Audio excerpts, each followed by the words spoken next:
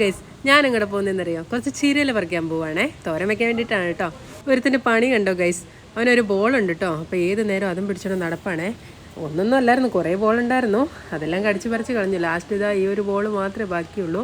അപ്പോൾ അത് നമ്മൾ എടുത്തിട്ടുണ്ടെങ്കിൽ മാത്രം അവന് വേണം കേട്ടോ, അല്ലെങ്കിൽ അത് എവിടെയെങ്കിലും കൊണ്ടുപോയിടുവേ, പിന്നെ അവന് വേണ്ട. അപ്പം നമ്മളെങ്ങാനും എടുത്തിട്ടുണ്ടെങ്കിൽ പിന്നെ അവനത് വേണം, പിന്നെ അതിങ്ങനെ വായിൽ കടിച്ച് പിടിച്ചുകൊണ്ട് നടക്കും, നമുക്ക് തരത്തില്ല കേട്ടോ. അപ്പോൾ ഇതാണ് ഞാൻ പറഞ്ഞ ചീര. ഇത് മൈസൂർ ചീരയാണ് കേട്ടോ. മൈസൂർ ചീര ആരെങ്കിലും കഴിച്ചിട്ടുണ്ടെങ്കിൽ എനിക്കൊന്ന് കമൻറ്റ് ചെയ്യാം. എനിക്ക് ഏറ്റവും ഇഷ്ടമുള്ള ഒരു ചീരയാണ് കേട്ടോ ഈ മൈസൂർ ചീര. തോരൻ വെച്ചിട്ടുണ്ടെങ്കിൽ നല്ല ടേസ്റ്റാണ്.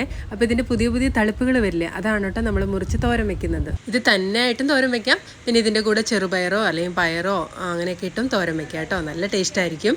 ഇവിടെ ഇതിന് മൈസൂർ ചീര, മുരിങ്ങ ചീര എന്നൊക്കെ ഞങ്ങൾ പറയുവേ. അപ്പം നിങ്ങളുടെ നാട്ടിൽ ഇതിനെന്തൊക്കെ പേര്, വേറെ എന്തെങ്കിലും പേരുണ്ടോ എന്നൊക്കെ ഒന്ന് കമൻറ്റ് ചെയ്യണേ. അപ്പോൾ എന്തായാലും ഇതാ അതിന് തളിപ്പ് വന്നതെല്ലാം ഞാനിതാ മുറിച്ചെടുത്തിട്ടുണ്ട്. ഇനി ഞാനുണ്ടല്ല മമ്മിയുടെ ഒരു ചെറിയ പൂന്തോട്ടം കാണിച്ചു തരാവേ. അപ്പോൾ ഇതാണ് കേട്ടോ, നല്ല ഭംഗിയാണ് കേട്ടോ. ഇപ്പോൾ ബോഗൻവില്ലയാണ് കൂടുതലും, പിന്നെ റോസ് ഉണ്ട്, റോസാപ്പൂക്കളുണ്ട്. ഇപ്പം ബോഗൻവില്ലയൊക്കെ നല്ല പൂവിടുന്ന സമയമാണ് കേട്ടോ. അപ്പോൾ എന്ത് ഭംഗിയാന്നൊക്കെ എല്ലാം ഇങ്ങനെ പൂത്ത് നിൽക്കണ കാണാനല്ലേ. അപ്പോൾ എങ്ങനെയുണ്ട് മമ്മിയുടെ പൂന്തോട്ടം, നിങ്ങൾക്ക് ഇഷ്ടപ്പെട്ടോ? അപ്പോൾ ഇന്ന് ഞങ്ങൾ ചീരയും പയറും കൂടെയാണ് കേട്ടോ തോരൻ വയ്ക്കാൻ പോകുന്നത്. അപ്പോൾ പയർ ഇവിടെ തന്നെ ഉണ്ടായതായത് കണ്ടോ, മമ്മിയുടെ ചെറിയൊരു പയർ കൃഷിയാണിത്. അപ്പോൾ ഇവിടെ തന്നെ പറിച്ച പയറാണ് കേട്ടോ. നമ്മൾ ആഴ്ചയിൽ ഒരു ദിവസമെങ്കിലും ഇലക്കറികൾ കഴിക്കുന്നത് നമ്മുടെ ആരോഗ്യത്തിന് ഒത്തിരി നല്ലതാണ് കേട്ടോ. അപ്പോൾ ഇതാ മമ്മി ഇവിടെ പയറൊക്കെ അരിഞ്ഞെടുക്കുവാണ് കേട്ടോ തോരൻ വയ്ക്കാനായിട്ട്.